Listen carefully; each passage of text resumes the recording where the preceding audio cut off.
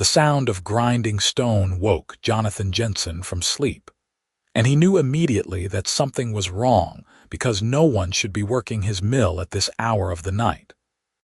He sat up in bed, heart hammering against his ribs, and listened to the rhythmic scrape and rumble that rose from the stone building attached to his modest home. The moon cast silver light through his window, illuminating the familiar contours of his bedroom, but nothing about this moment felt familiar or safe. Jonathan had inherited this mill from his father 3 years ago, and in all that time, he had never heard the grinding wheel turn without his own hands setting it in motion. His first thought was thieves, his second was something worse, and his third thought was that he needed to investigate no matter what waited below. He dressed quickly, pulling on his work trousers and a linen shirt, his hands moving with the practiced efficiency of a man who had risen before dawn every day of his adult life. The grinding continued, steady and purposeful, and he could hear the faint rush of water from the mill race that powered the great wheel. Someone had opened the sluice gate. Someone knew how to operate his mill. Jonathan descended the narrow stairs from his living quarters, moving carefully in the darkness, and paused at the door that connected his home to the mill proper. He had no weapon except the walking stick he kept by the door, a sturdy length of oak that his father had carved years ago. It would have to be enough. He gripped it tightly, took a breath to steady himself, and pushed the door open. The mill was awash in moonlight that streamed through the high windows, turning the dusty air silver and creating long shadows across the wooden floor. The grinding wheel turned slowly, powered by the water wheel outside, and the great millstones sang their ancient song of grain becoming flour. But it was not grain between those stones. Jonathan could see empty sacks piled near the hopper, and the fine white powder that dusted the air told him someone was grinding wheat, his wheat, stolen from his stores. Then he saw her. She stood at the millstones, feeding grain into the hopper with careful, measured movements, and she was like nothing Jonathan had ever seen in his quiet corner of the world. She was tall, taller than him by several inches, with broad shoulders and strong arms that moved with surprising grace. Her skin was green, not the green of sickness but the deep, vibrant green of summer leaves, and it seemed to glow faintly in the moonlight. She wore simple clothing, a rough tunic and trousers that had seen better days, and her black hair hung in a thick braid down her back, an orc. Jonathan had seen orcs before, but only from a distance. They sometimes passed through the valley on their way to somewhere else, always moving, always watched with suspicion and fear by the human settlements. He had been taught since childhood that orcs were dangerous, that they were raiders and savages who respected nothing but strength. But the creature before him did not look dangerous. She looked exhausted. He must have made some sound, some intake of breath or shift of weight, because she turned toward him suddenly. Her face was striking, with high cheekbones and a strong jaw, small tusks that protruded from her lower lip, and eyes that caught the light like amber. Those eyes were wet with tears that traced clean lines down her dusty cheeks. They stared at each other for a long moment, human and orc, miller and trespasser. Two beings separated by everything society had taught them to believe about each other. Jonathan saw her body tense, saw her hands ball into fists, and he realized she was preparing to fight or flee. But she did neither. She simply stood there, tears flowing freely now, and waited for whatever judgment he would pass. "Please," she said, and her voice was rough and low but absolutely clear in the quiet mill. "I will work until the grinding is done, then I will leave. I promise I will leave." Jonathan lowered his walking stick, though he did not set it aside entirely. "You are stealing from me." "Yes." She did not try to deny it or make excuses. "I am sorry, I had no choice. Everyone has choices, not everyone. She turned back to the millstones, feeding more grain into the hopper with shaking hands. I had to eat. My sister had to eat. We had wheat but no way to grind it. I knew this was wrong. I knew you would be angry, but hungry is worse than angry. Jonathan watched her work, watched the way she moved with obvious familiarity around the mill equipment, and felt his righteous anger begin to crack and crumble like old mortar. She was stealing from him, yes, but she was also crying, and there was something desperately sad about the sight of this strong creature reduced to tears over a simple need for food. "Where is your sister?" he asked. "Hidden. Safe." The orc woman did not elaborate, and Jonathan did not press. "You know how to operate a mill. My father was a miller. Before." Again, she did not explain what before meant, and Jonathan found himself curious despite his better judgment. He moved closer and she stiffened but did not stop working. Up close, he could see more details. Her hands were calloused and strong, the hands of someone who knew hard labor. She had a scar across her left forearm, white against the green skin, and another smaller scar near her temple. She smelled of sweat and wheat dust and something else, something earthy and clean that he could not identify. "You are doing it wrong," Jonathan said, and she finally stopped moving. "What?" He gestured at the hopper. "You are feeding the grain too quickly. The stones will heat and damage the flour. Here."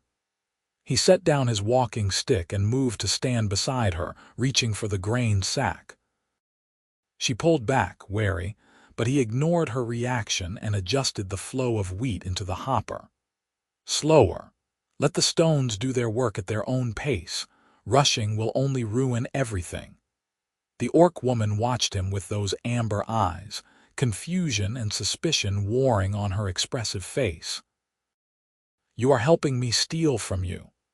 I am preventing you from ruining good wheat and damaging my millstones," Jonathan said firmly. "If you are going to commit theft, at least do it properly." Something flickered across her face, something that might have been the ghost of a smile, but it vanished as quickly as it appeared. She nodded slowly and adjusted her technique, following his guidance. They worked in silence for several minutes, the grinding wheel singing its steady song, and Jonathan tried to understand why he was doing this. Why he was not running to fetch the village constable or driving this intruder from his property with shouts and threats. Perhaps it was the tears. Perhaps it was the desperate honesty in her voice. Or perhaps it was simply that he had been alone for so long that even the company of a thieving orc woman felt better than another empty night in his mill. "What is your name?" he asked finally. She hesitated, as if giving her name would grant him some power over her. "Grika. I am Jonathan, Jonathan Jensen. This is my mill, as you apparently already know. I scouted it for 3 days before I came." Grika kept her eyes on the hopper, on the steady stream of grain. "I watch to learn your patterns. You sleep deeply. You do not wake easily. I work hard. Hard work makes for deep sleep." Jonathan checked the flour that was emerging from between the millstones, testing its texture between his fingers. It was good quality, fine and soft. "How much wheat do you have?" 4 sacks. "I have ground 2. "That will take another 2 hours at least. Your sister must be very hungry to justify such risk." Grika said nothing, but her jaw tightened and her hands trembled slightly as she worked. Jonathan felt a stab of guilt for his words. He had food in his larder, bread and cheese and dried meat, more than enough for one man. This creature and her sister were hungry enough to risk death or imprisonment for raw grain and the chance to grind it in a stranger's mill. "When did you last eat?" he asked quietly. "Yesterday. Some berries." "A rabbit 3 days ago." Grika's voice was barely above a whisper. "My sister is young. She needs food more than I do. I gave her most of the rabbit." Jonathan made a decision that he knew was foolish. that violated every lesson his father and the village elders had taught him about orcs and safety, and the dangers of misplaced kindness. But he made it anyway, because standing in his mill in the middle of the night watching a desperate creature cry while she stole flour to feed her sister felt like the kind of moment where the old rules did not apply. "Stay here," he said. "Keep the grain flowing slowly. I will return in a moment." Grika's eyes widened, and she took a step back from the hopper. "You are going to get help. You are going to bring men to capture me. I am going to get bread and cheese. You can grind your wheat and eat something that does not require 2 hours of illegal labor to prepare."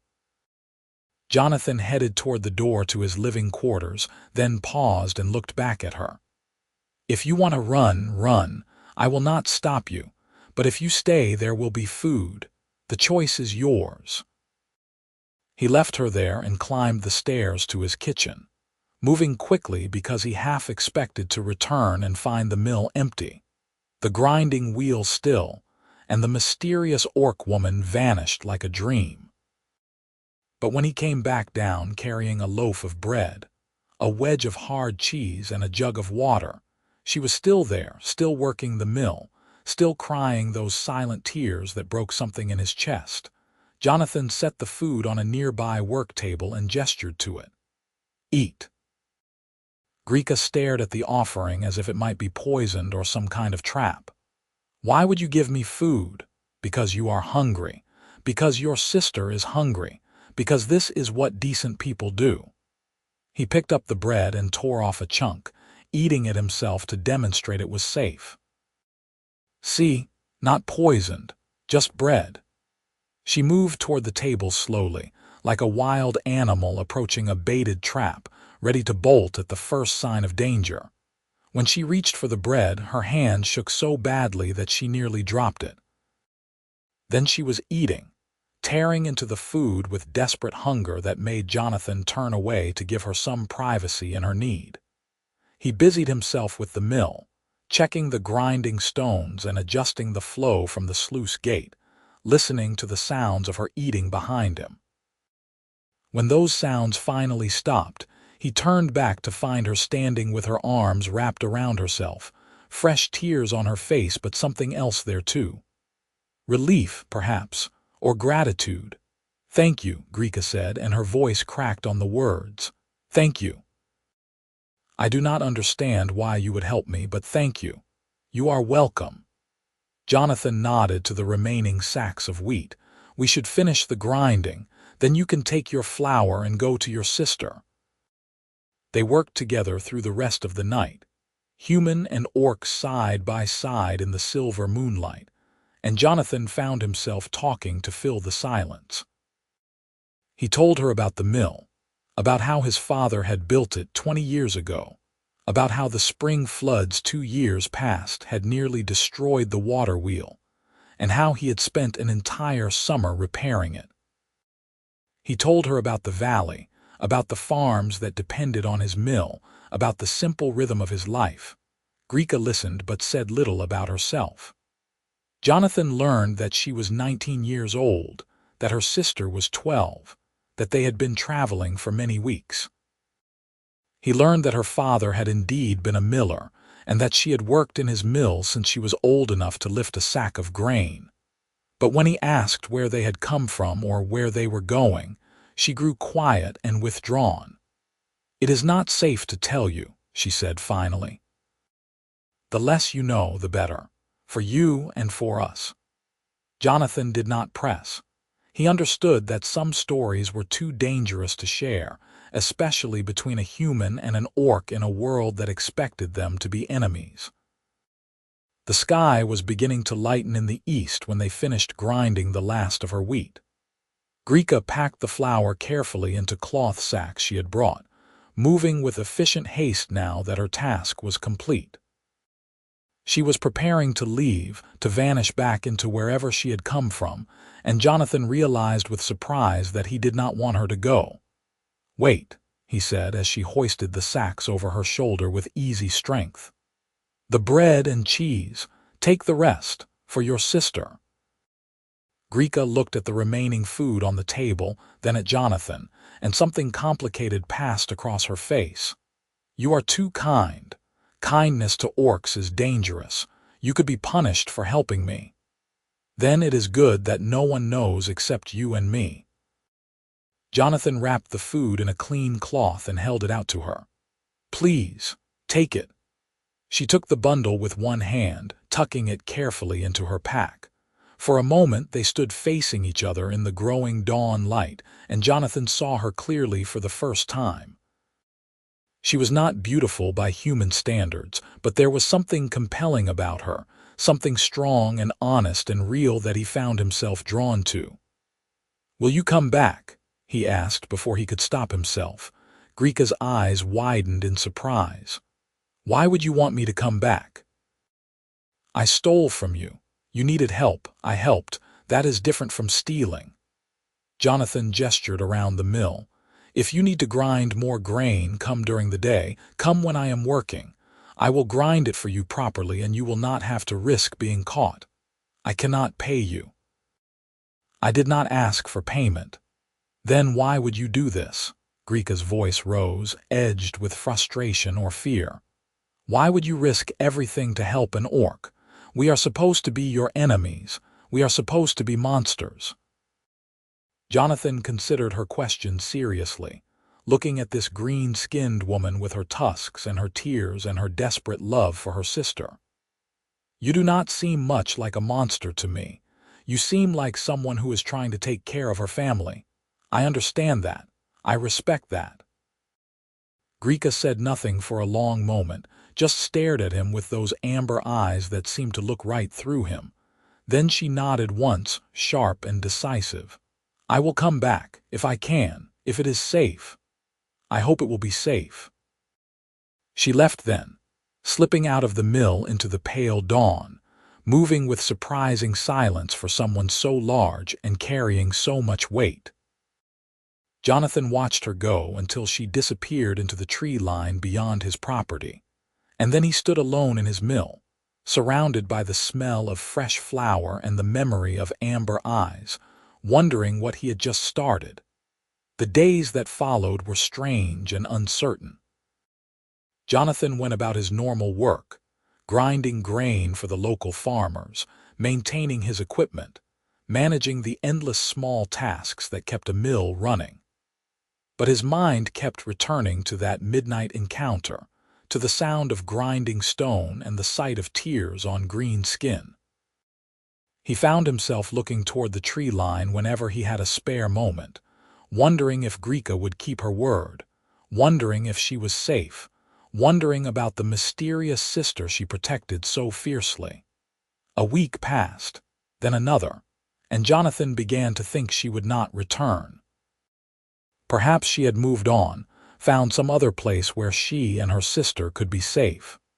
Perhaps she had decided that trusting a human, even a kind one, was too dangerous. He told himself it was for the best, that getting involved with orcs would only bring trouble, but he could not quite make himself believe it. Then one afternoon, as he was closing the sluice gate after a long day of grinding, he heard a voice from the doorway. Jonathan Jensen. He turned, and there she was, standing in the late afternoon light with a small figure beside her. Grika looked much the same as she had that night, strong and wary and beautiful in her own way. But the child next to her was a revelation. The girl was clearly Grika's sister, with the same green skin and amber eyes, the same black hair though hers hung loose around her shoulders. But where Grika was tall and powerful, this child was small and thin, almost fragile. She could not have been more than 12 years old, and she looked up at Jonathan with open curiosity rather than fear. "You came back," Jonathan said, and he could not keep the relief from his voice. "I said I would." Grika kept one hand on her sister's shoulder, protective and possessive. "This is Nara, my sister. Nara, this is Jonathan, the man I told you about." Nara stepped forward and executed a surprisingly formal bow. "Thank you for helping my sister. Thank you for the food. We were very hungry. Jonathan felt something warm unfold in his chest at the child's serious politeness. You are very welcome, Nara. I am glad I could help. Do you really not mind that we are orcs? Nara asked with the blunt honesty of children everywhere. Most humans hate us. They throw rocks and call us names. I do not hate you, Jonathan said firmly, and anyone who throws rocks at you is a coward and a bully. Nara considered this, then nodded as if he had passed some test. She looked up at her sister. I like him. You were right to trust him. Grika's expression softened when she looked at her sister, and Jonathan saw the depth of love there, the fierce protectiveness that had driven her to risk everything for a few sacks of flour. We have more wheat, she said, turning back to Jonathan. Not as much as before, 3 sacks. Can you grind it? Of course. It will take an hour, perhaps a bit more. Jonathan gestured them inside the mill. Come, you can rest while I work. There is water and some bread if you are hungry. They came inside hesitantly, Nara looking around with wide eyes at the great grinding stones and the wooden gears and the complex machinery of the mill. My father had a mill like this, she said. I remember, before the fire. Grika's hand tightened on her sister's shoulder and Jonathan saw pain flash across her face. Nara, we do not talk about before. But Jonathan is nice. We can trust him. Trust does not mean we must tell every secret.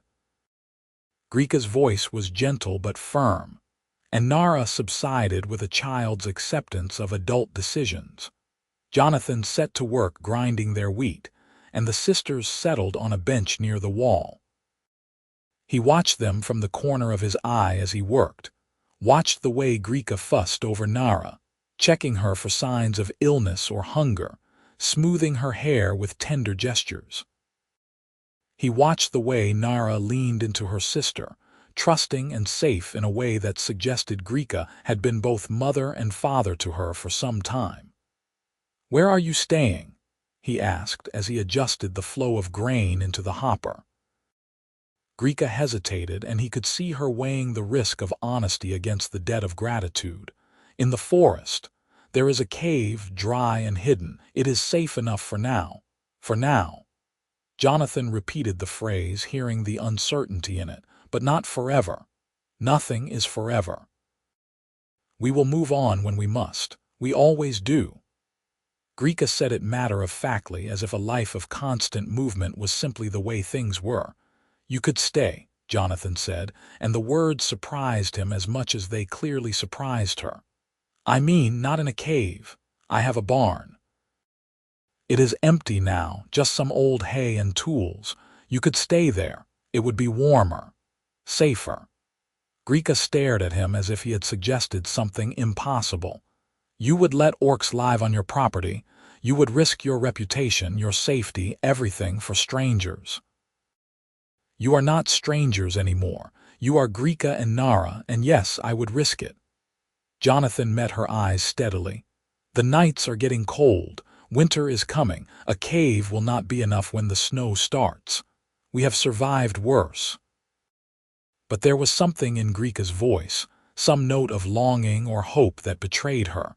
Nara spoke up from the bench, her young voice clear and certain. I would like to stay in a barn. I would like to be warm. Please, Grika, can we stay? Jonathan watched Grika's face as she looked at her sister, saw the moment when love overcame caution. One night, she said finally. We will stay one night to see if it is safe. If there is trouble, we leave immediately. Fair enough. Jonathan felt a smile tug at his lips. One night to start. That night, after the grinding was finished and the flour was packed away, Jonathan led the sisters to his barn. It was a sturdy building, well-maintained like everything else on his property, with a hayloft and empty stalls that had once housed his father's horses. He had sold the horses after his father died, having no need for them and no one to help care for them. So the barn stood empty except for tools and memories. He helped them make a comfortable nest in the hayloft, piling fresh hay into a thick bed and providing blankets from his own home. Nara was delighted with the arrangement, bouncing on the hay and exclaiming over the luxury of it compared to a cold cave floor. Grika was more reserved, but Jonathan could see her carefully inspecting every corner, every possible entrance and exit, the instincts of someone who had learned to always plan for danger. "There is a well just outside," he told them. "The water is clean. And I will bring you food in the morning before I start the day's work." "You have already given us too much," Grika said, but her voice was soft, lacking the sharp edge of earlier refusal. "Nonsense. I have plenty. My garden produced well this year and the root cellar is full." Jonathan moved toward the barn door, then paused. "Grika, you and Nara are safe here, I give you my word." "Why?" she asked the question that was clearly haunting her. "Why would you do this for us? What do you want in return?" Jonathan thought about how to answer, thought about all the complicated reasons and the simple ones. "Maybe I am tired of being alone. Maybe I think you deserve kindness. Maybe I just want to do the right thing. Does the reason matter so much?" "Yes, because humans do not do things without reason. They especially do not help orcs without wanting something. Then perhaps I am different from most humans." Jonathan opened the barn door, letting in the cool evening air. "Sleep well. Tomorrow we can talk about what comes next." He left them there and returned to his house, but sleep was long in coming. He lay in his bed listening to the familiar sounds of his mill, the creak of wood and the rush of water in the mill race, and he thought about green skin and amber eyes and a child's grateful smile. He thought about what he was doing, harboring orcs on his property, and what it would mean if anyone found out. The village would not understand. They would call him a traitor, a fool, worse things. They might drive him out alongside the orcs he had sheltered. But when he thought about Grika crying as she ground stolen grain, when he thought about Nara's thin frame and her talk of being hungry, he knew he could not turn them away. Whatever the cost, it was worth it to do something good, to help someone who desperately needed help. The next morning, Jonathan rose with the sun and prepared a proper breakfast. He fried eggs and bacon, toasted bread, made a pot of strong tea, and carried it all to the barn on a wooden tray. He found Grika already awake, sitting in the hay with her back against a post, watching the barn door with alert eyes. Nara was still sleeping, curled up in the blankets like a child in a proper bed. "Good morning," Jonathan said quietly, not wanting to wake the girl. "Good morning." Grika rose fluidly to her feet, moving to meet him before he could climb up to the loft. "You brought food again." "I brought breakfast. There is a difference." He set the tray on a barrel and began laying out the plates. "How did you sleep?" "Better than I have in months." Grika admitted it reluctantly, as if good sleep was something to be ashamed of. "The hay is soft. The barn is warm. Nara did not wake once from cold or fear." "Good. That is how it should be." Jonathan poured tea into 2 cups, the steam rising in the cool morning air. "Will you stay longer than one night?" Grika looked back at her sleeping sister, and Jonathan saw a war playing out on her face. Fear against hope, caution against exhaustion, the need to protect against the desire to rest. "I do not know. It seems too good to be real. I keep waiting for the trap to spring." "There is no trap, I promise you, Grika, there is no trap." Jonathan held out a cup of tea to her. "I am just a man who runs a mill. I live quietly. I bother no one. I have more space and more food than one person needs. You and Nara need help. It is simple." She took the tea, wrapping her large hands around the cup and breathing in the steam. "Nothing is ever simple. Not for orcs. Not in this world." "Then maybe it is time the world changed. Maybe it starts with simple kindness between people who are supposed to be enemies." Jonathan bit into a piece of toast, chewing thoughtfully. Or maybe I am just a foolish human who does not know when to mind his own business. Either way, the offer stands. Stay as long as you need. Nara woke then, drawn by the smell of food and the sound of voices. She climbed down from the loft with sleepy eyes and a bright smile, and Jonathan watched Grika's expression soften again into that look of pure love. They ate breakfast together, the three of them sitting in the barn while morning light filtered through the cracks in the walls, and it felt almost like a family. The sisters stayed. One night became 3, then a week, then 2 weeks. Jonathan fell into a new rhythm, rising early to bring them breakfast, working the mill during the day, sharing dinner with them in the evening. Grika helped with the work when she could, her miller's knowledge making her a natural assistant. She learned Jonathan's equipment quickly, understanding the quirks of his particular grinding stones and the best way to adjust the water flow for different types of grain. Nara helped too, in smaller ways. She swept the mill floor, organized sacks of grain, even learned to test the flour for quality. She chattered constantly, filling the mill with stories and questions and laughter that Jonathan had not realized he was missing. The child had an irrepressible spirit that even months of hardship had not dimmed. During these weeks, Jonathan learned more about the sisters, though always in fragments, never the whole story. He learned that their father had been killed in a fire that destroyed his mill. He learned that their mother had died years before that, though Grika would not say how. He learned that they had fled their clan after the fire, that they were outcasts among orcs because Grika had refused to follow some tradition Jonathan did not fully understand. Our clan wanted Nara to be given to the war chief, Grika told him one evening as they sat outside the barn watching the sunset. She was 12, old enough by their laws, but I could not let that happen, so we ran. Jonathan felt cold fury wash through him at the thought. She is a child. Yes. But orc laws are not human laws. Strength matters. Power matters. A young girl is property to be traded. Grika's voice was hard and bitter. I could not let her become that, so now we have no clan, no home, no place in the world. We wander and hide and hope. You have a place here, Jonathan said quietly, for as long as you want it.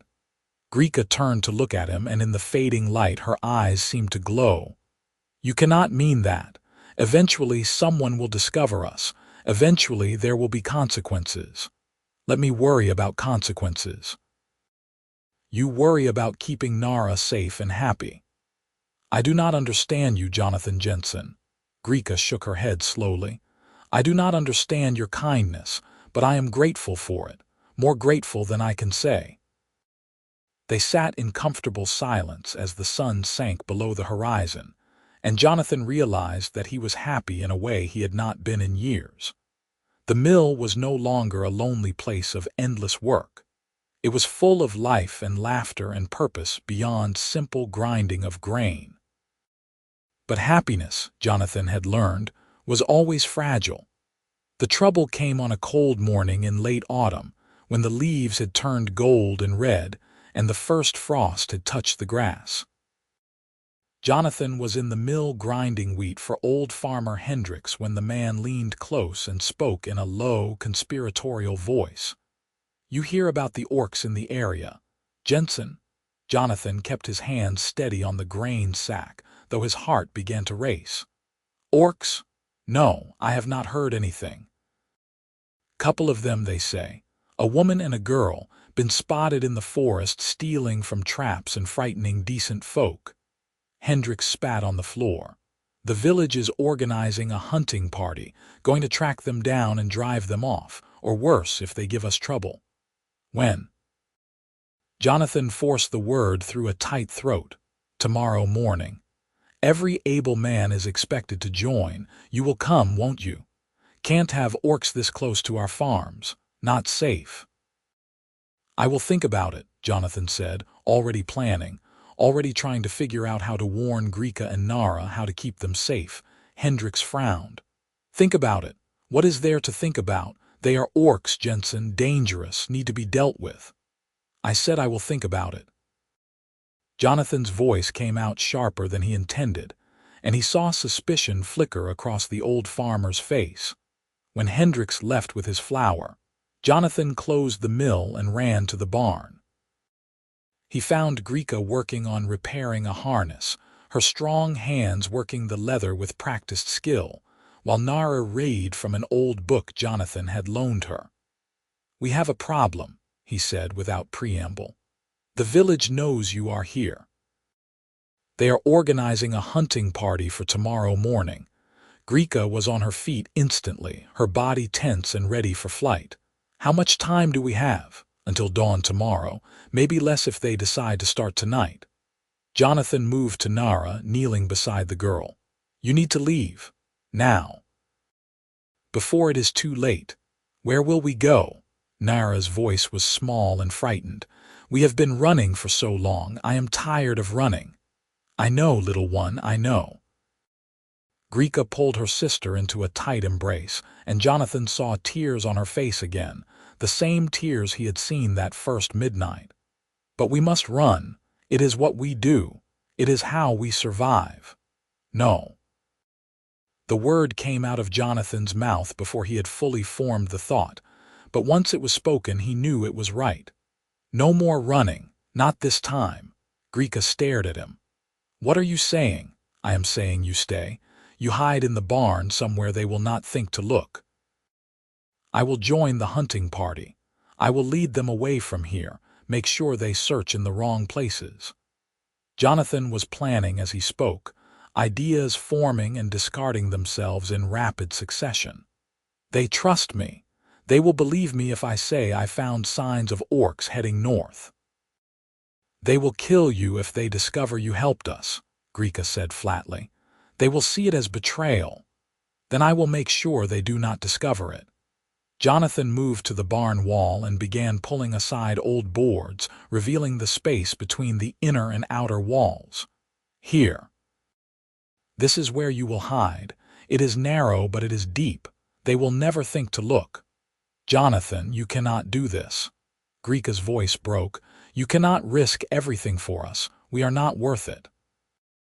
He turned to face her, and all the feelings he had been pushing down for weeks rose up and demanded to be spoken.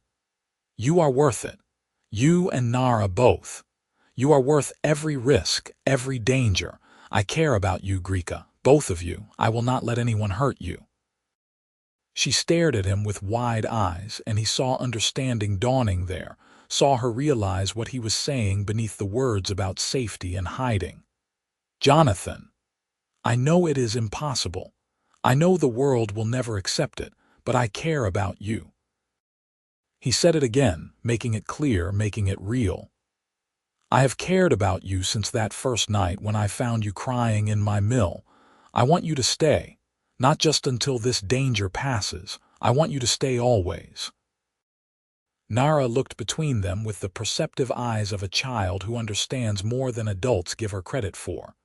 "Grika loves you too. She talks about you when you are not here. She smiles when you come." "Nara."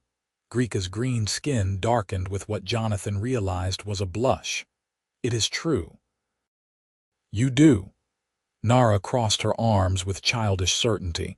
"You should tell him. He is nice. He makes you happy." Grika looked at Jonathan, and he saw the same feelings reflected in her amber eyes, the same impossible hope and desperate fear. "I cannot love you. It is not allowed. It is not safe." "I do not care about allowed. I care about what is true." Jonathan closed the distance between them, stopping just short of touching her, giving her space to retreat if she wanted. "Tell me you do not feel it too. Tell me these weeks together have meant nothing. If you can say that honestly, I will help you run and I will never speak of this again." She could not say it. He could see that she could not form the words, could not make the lie real. Instead, she reached out with one trembling hand and touched his face, her palm warm against his cheek, her eyes full of wonder and fear. "I feel it," she whispered. "I feel everything. But feeling is not enough. The world will not change because we wish it to. Then we change it ourselves. One mill, one barn, one impossible love at a time. Jonathan covered her hand with his own. Stay, Grika, fight with me instead of running, please. Before she could answer, they heard voices in the distance, angry voices shouting and calling. The hunting party had started early. They were out of time. Into the wall, Jonathan ordered, all business now. Both of you, quickly. Grika pulled Nara toward the hiding space, but the child resisted. What if they hurt you? What if you need help? I will be fine. I am one of them, remember? They have no reason to suspect me. Jonathan helped them climb into the narrow space, passing them blankets and water. Stay quiet no matter what you hear. Do not come out until I come to get you. Promise me. I promise, Nara said solemnly. Grika's eyes locked with his. If you die protecting us, I will never forgive you. Then I will make sure to survive. Jonathan tried to smile, to be brave for them. I am a miller, not a hero. I am very good at being boring and unremarkable. They will never suspect. He sealed the wall carefully, making sure no crack or seam betrayed the hiding space, and then he ran from the barn to join the men gathering in the village square. There were perhaps 20 of them, armed with pitchforks and clubs and a few old swords, ready to hunt orcs like animals. The blacksmith, a large man named Marcus, seemed to be leading the group. Jensen, good to see you. Thought maybe you were going to sit this one out. Not at all. Orcs this close to the mill could ruin business. I am happy to help drive them off. Jonathan kept his voice steady and calm, the voice of a reasonable man protecting his interests. Drive them off. Another man, young Thomas Reed, brandished his club. I say we do more than that. Make an example. Show other orcs this is not a place they can trespass. There was an ugly murmur of agreement from some of the men, and Jonathan felt sick. These were his neighbors, people he had known for years, and they were talking about murder as casually as they might discuss the weather. Where do we start the search? He asked, trying to guide the conversation toward action. The forest to the east, that is where they were spotted. Marcus gestured toward the tree line opposite Jonathan's mill. We spread out, search systematically. If we find them, we shout. No one engages alone. Understood? The men agreed and they set off, Jonathan among them, his heart pounding as he walked away from his home, away from the barn where Grika and Nara hid. He had to trust that his hiding spot was good enough, that the men would not think to search his property. He was one of them, after all. Why would he shelter orcs? They spent hours combing through the forest, and Jonathan made sure to be thorough in his searching while subtly leading his group away from any path that might circle back toward his mill. He found signs of old campfires and suggested they were days old. He heard rustling in the brush and declared it was probably deer. He did everything he could to make the hunt fruitless without being obvious about it. But as the sun began to set, Thomas Reed made a discovery. Here, I found something. The young man held up a piece of cloth, dark green and ragged. This is orc weaving. I have seen it before. They were here. Marcus examined the cloth, then looked around at the forest. Recently, too. The trail is fresh. They must be close. Jonathan's mind raced. He did not recognize the cloth, which meant it probably was not Grika's or Nara's. There were other orcs in the area, or this was an old remnant from previous travelers. But the men did not care about logic. They smelled blood. We should search the nearby properties, Thomas suggested, and Jonathan's blood ran cold. Check barns and sheds. They might be hiding close, thinking we would not look near homes. Good thinking. Marcus nodded. We will split up. Jensen, you take 3 men and search the Hendricks farm. Reed, you take 3 and check the Miller farm. I will take the rest and sweep the forest once more. The Miller farm. Jonathan fought to keep his voice level. You mean my property? Yes. You do not mind, do you, just being thorough? Marcus smiled, friendly and open, completely unaware that he was proposing to search the very place where the orcs they hunted were hiding.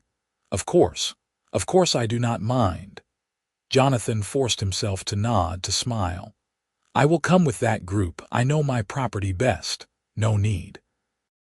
You have been searching all day. You look tired. Go home and rest. Reed and his men can handle it. Marcus clapped him on the shoulder. We will let you know if we find anything. There was no way to refuse without raising suspicion.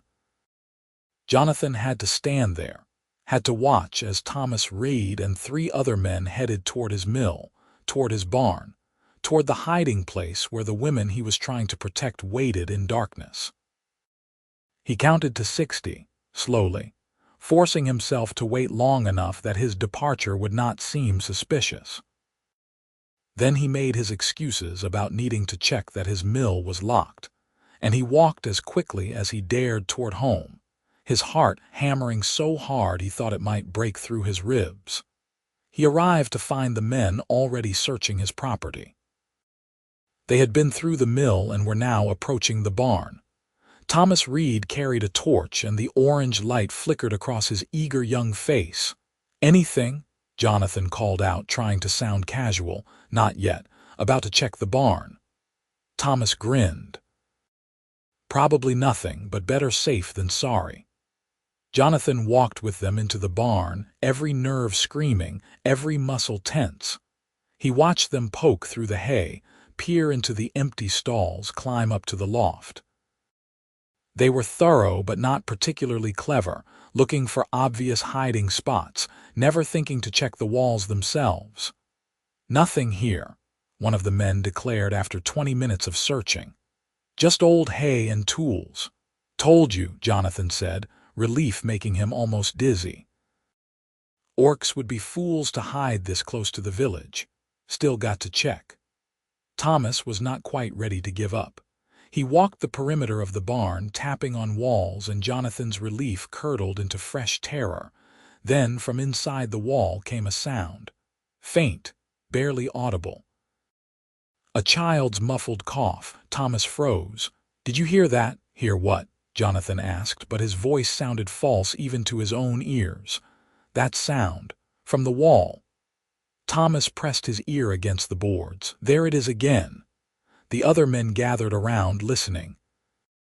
Another cough, louder this time. Nara was giving them away. There is something in there, Thomas said, and he began pulling at the boards. Help me. Something is hiding in this wall. Jonathan had to make a choice. He could stand by and let them discover Grika and Nara, could watch as his neighbors dragged 2 terrified females out into the torchlight and did who knows what to them. Or he could act, could do something foolish and brave and probably suicidal. He chose action. Stop, he said, and there was steel in his voice that made the men pause. You are not pulling apart my barn. Jensen, there is something in there. We heard it. Thomas looked at him with confusion. We need to check. You have checked. You found nothing. Now get out of my barn. Jonathan positioned himself between the men and the wall, his hands clenched into fists. Understanding dawned on Thomas's face, ugly and cold. You are hiding them. You are hiding the orcs. I do not know what you are talking about. I want you off my property. Now. Jonathan kept his voice firm, kept his body positioned as a barrier. He is a traitor, Thomas shouted, and suddenly the friendly search party became a mob. He is hiding orcs. He has been lying to us all day. The men surged forward, and Jonathan knew he could not stop them all. But he could slow them down. He threw himself at Thomas, knocking the younger man to the ground, buying precious seconds. He heard shouts, felt hands grabbing him, felt a blow catch his shoulder. Then the barn erupted with sound and fury. Grika came through the wall like a force of nature, boards splintering as her powerful body broke through the hiding place. She was magnificent and terrible, her eyes blazing with protective rage, her tusks bared in a snarl that was absolutely inhuman. She had Nara behind her, shielding the girl with her body, and she looked ready to tear apart anyone who came close. "Get away from him." Her voice was a roar that echoed in the barn. "Touch him again, and I will break every bone in your body." The men fell back, shocked by the sudden appearance of an enraged orc woman. Thomas scrambled to his feet, raising his club, but Grika moved faster than Jonathan would have thought possible. She caught the club in one hand, ripped it from Thomas's grip, and threw it across the barn where it clattered against the far wall. "You want to hurt someone? Try hurting me." Grika advanced on the men, and they retreated before her. "Come on, brave hunters. Show me how strong you are against someone who can fight back." "Grika, do not." Jonathan got to his feet, his shoulder aching from the blow. "They will use it against you. They will say you are dangerous." "I am dangerous." She did not take her eyes off the men. "I am an orc warrior, trained since childhood to fight.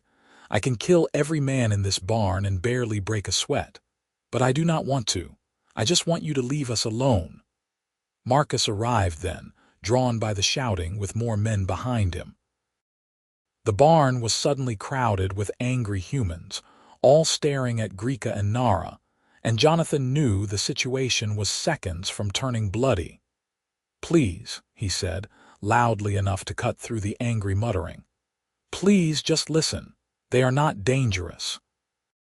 They have been here for weeks, helping with the mill, causing no trouble. They are just trying to survive." "They are orcs," Marcus said, but his voice was more uncertain than angry.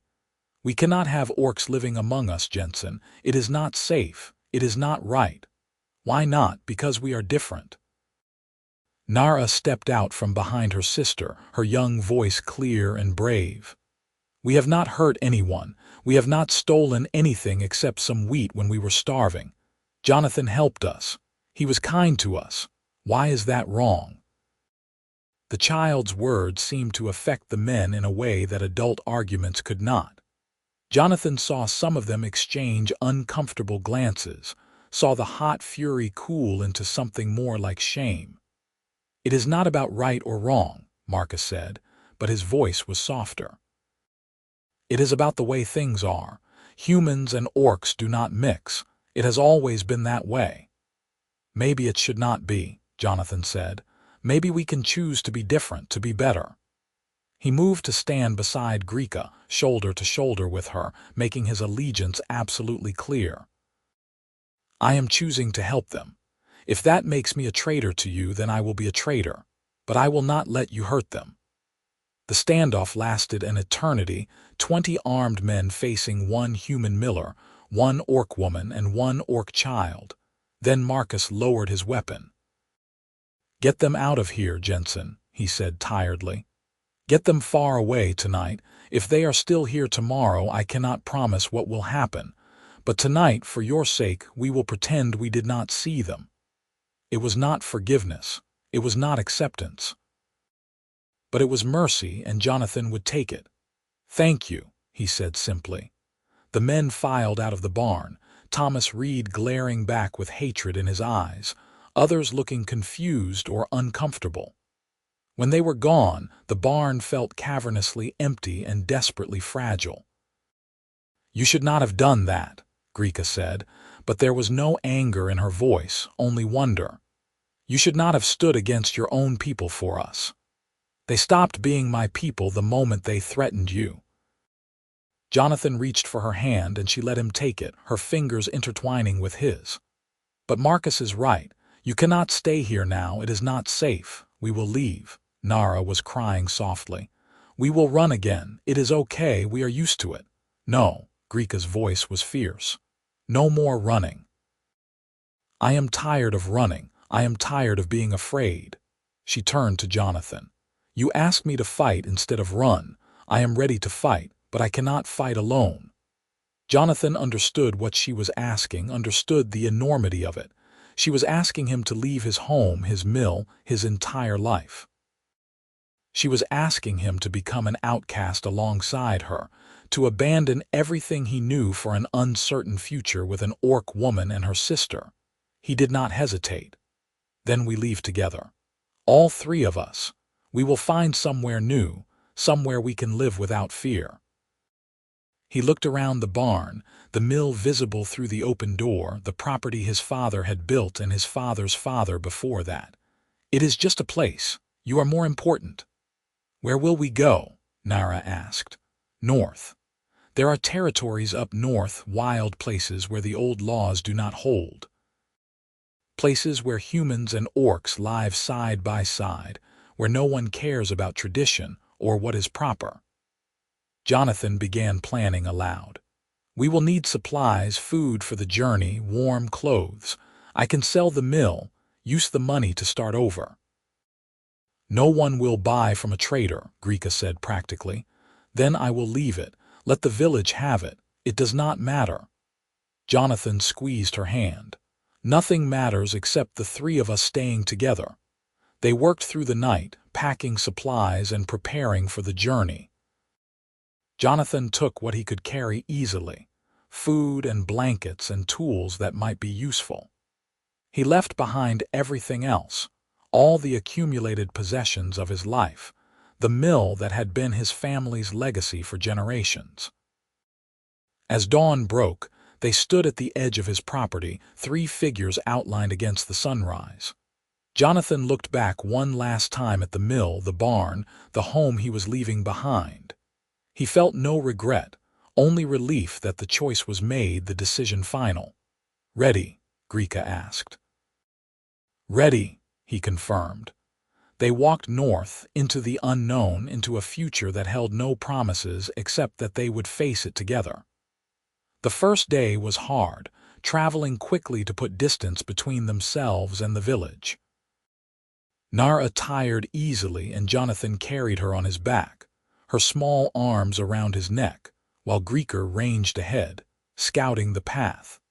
They traveled for weeks, following old roads and game trails, avoiding towns and settlements, living off the land and the supplies they had brought. It was hard and frightening and uncertain, but it was also strangely joyful. They were free in a way none of them had been before, bound by choice rather than obligation or fear. Jonathan learned more about Grika during those weeks of travel. He learned that she sang while she cooked, old orc songs in a language he did not understand. He learned that she was funny, with a dry wit that caught him off guard and made him laugh. He learned that she was brilliant with her hands, able to fix or build almost anything. He learned 1,000 small things that made him love her more with each passing day, and she learned about him. She learned that he was patient and kind, that he never complained even when the journey was hardest. She learned that he told terrible jokes to make Nara laugh. She learned that he had a good heart that had been lonely for far too long. They grew closer as the miles passed, in ways both physical and emotional. They held hands as they walked. They sat close by the fire at night. They shared long conversations about everything and nothing. And one night, when Nara was asleep and they sat together under a canopy of stars, Grika finally said the words she had been holding back. "I love you, Jonathan Jensen." He turned to her, seeing her face in the firelight, seeing the vulnerability and strength that made her who she was. "I love you too, Grika. I think I have loved you since that first night when I saw you crying in my mill. I cried because I thought it was the end. I thought I had finally run out of options, out of places to hide." She touched his face with gentle fingers, but it was not the end. It was the beginning. You gave me hope when I had none left. He kissed her then, and it was not like any kiss he had ever experienced. Her lips were different, her tusks adding an unfamiliar element, but it was perfect in its strangeness. It was honest and real and full of all the feelings they had been too afraid to speak. When they pulled apart, they were both smiling, both feeling the same impossible joy. "What do we do now?" Grika asked. "Now we keep walking. We find our place. We build a life." Jonathan laced his fingers through hers. "Together." They reached the Northern Territories after 2 months of travel, exhausted and low on supplies, but together. The territories were everything Jonathan had heard, wild and free, with scattered settlements where humans and orcs and other races lived side by side without the old hatreds and fears. They found a small valley with a stream running through it, unclaimed land that they could make their own. Jonathan stood in the center of that valley, looking at the trees and the water and the good soil, and he felt something settle in his chest. "This is it," he said. "This is home." "Are you certain?" Grika looked around skeptically. "There is nothing here. No buildings, no roads. It is empty." "It is perfect. We can build whatever we want, make it exactly what we need." Jonathan grinned at her surprise. "I am a miller, remember. I know how to build, and you know mills. Together, we can create something amazing." It took months of hard work, but they built their home. First, a simple cabin to shelter them through the winter, then a proper house with separate rooms for Nara and for themselves. In the spring, they started work on a new mill, using the stream to power the wheel, building the grinding mechanism from salvaged stone and timber they cut themselves. Nara thrived in their new home. She grew taller and stronger, learning to read and write from books Jonathan acquired in trading trips to the nearest settlement. She learned to hunt from Grika, to track and trap and survive in the wild. She became a bridge between her orc heritage and her human experiences, belonging fully to both worlds. Other settlers came to the valley, drawn by the mill and the promise of good land. Some were human, some were orc, some were other races entirely. They built a small community, diverse and accepting, where no one cared about the old divisions. Jonathan and Grika married in the spring of their second year in the valley. It was a simple ceremony performed by a traveling priest who did not care that the bride was green-skinned and the groom was not. Nara stood with them, crying happy tears, and the whole community gathered to celebrate. On their wedding night, alone finally in the home they had built together, Grika looked at Jonathan with wonder. "How did this happen? How did we get from that midnight in your mill to this?" "I do not know," Jonathan admitted. "Luck, fate, stubbornness." He pulled her close, breathing in her familiar scent. "Does it matter how? We are here, we are together. We are happy." "We are," she agreed and kissed him with all the passion and love that had grown between them. The years passed, good years full of work and love and community. The mill prospered, becoming a gathering place for the valley, somewhere people came not just to grind grain but to socialize and share news. Jonathan and Grika became respected members of their community, known for their fairness and their kindness. Nara grew into a beautiful young woman, strong and smart and confident. She inherited her sister's strength and her own unique grace, and she moved through the world without the fear that had marked her early years. She eventually left the valley to study at a university in one of the free cities, determined to become a scholar, but she always came home for visits. On one such visit, when Nara was 23 and Jonathan and Grika had been married for nearly a decade, the three of them sat together on the porch of the house watching the sunset paint the valley gold. "You ever miss the old mill?" Nara asked Jonathan. "The one you left behind?" Jonathan considered the question seriously. "Sometimes I miss the familiarity of it, the memories of my father, but I do not regret leaving. This is better. This life, this family, this community, it is everything I never knew I wanted." "Do you ever regret running?" Nara asked her sister. Grika looked at Jonathan, at the home they had built, at the life they had created from nothing but hope and stubbornness. "Never. Running brought me here, brought us here. How could I regret that?" She took Jonathan's hand, and he squeezed back, a gesture of connection that had become as natural as breathing. They sat together as the sun sank below the horizon, Three people bound not by blood or law but by choice and love, and the shared experience of building something beautiful from broken pieces. That night, as Jonathan lay beside Grika in their bed, he thought back to that first midnight, to the sound of grinding stone and the sight of tears on a green face. He thought about how one moment of kindness had changed everything, had taken him from lonely isolation to this rich, full life. "What are you thinking about?" Grika murmured sleepily beside him. "About how much I love you, about how grateful I am that you stole grain from my mill." Jonathan smiled in the darkness. "Best theft I ever experienced," she laughed, soft and warm. "Best decision I ever made. Well, second best. The best was staying when you asked me to. Third best was marrying me. Obviously." She kissed him gently. "Now sleep. The mill needs running tomorrow, and you are not as young as you used to be." "Neither are you," he teased. "I am an orc. We age magnificently." They fell asleep like that, trading gentle insults and softer kisses, wrapped in each other and in the life they had built together. Years later, when Jonathan's hair had gone completely gray and Grika's green skin had begun to show fine lines around her eyes, they sat together on that same porch and watched their grandchildren playing in the yard. Nara had married and had children of her own, beautiful half-orc, half-human children who represented everything their family had fought for. The valley had grown into a proper town, prosperous and diverse, and the old prejudices seemed like distant memories. "We did it," Grika said quietly. "We built something that will outlast us." "We did," Jonathan agreed.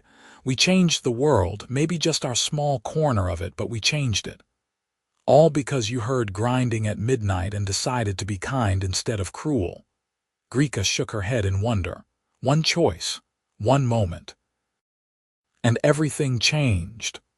"Best choice I ever made," Jonathan said, and he meant it with his whole heart. They watched the sunset together.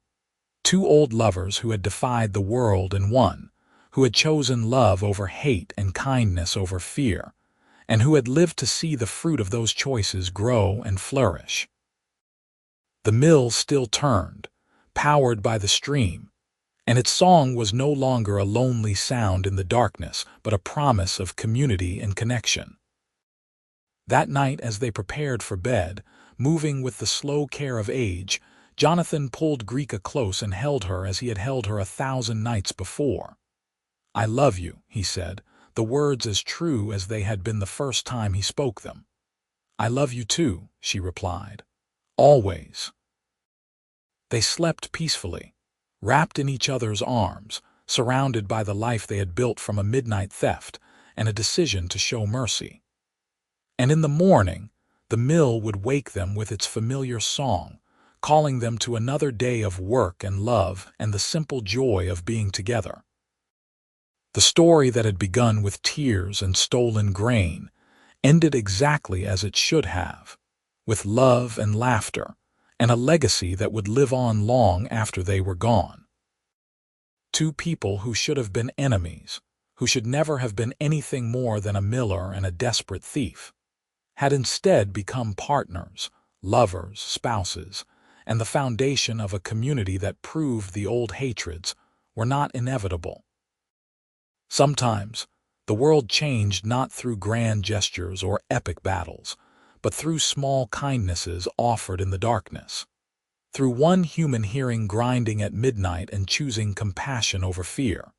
Through one orc daring to trust when every experience had taught her not to. Through two impossible people creating an impossible love and making it real. And if you traveled to that valley even now, generations after Jonathan and Grika had passed into legend, you would still hear the mill grinding, still see humans and orcs working side by side, still feel the echo of that first brave choice to be kind when kindness was hardest. The miller heard grinding at midnight and found an orc girl working the stone with tears on her face, and from that moment forward, nothing was ever the same. It was the beginning of everything, the foundation of a life and a love and a community that proved the world could be different, could be better, if only people were willing to choose compassion over fear.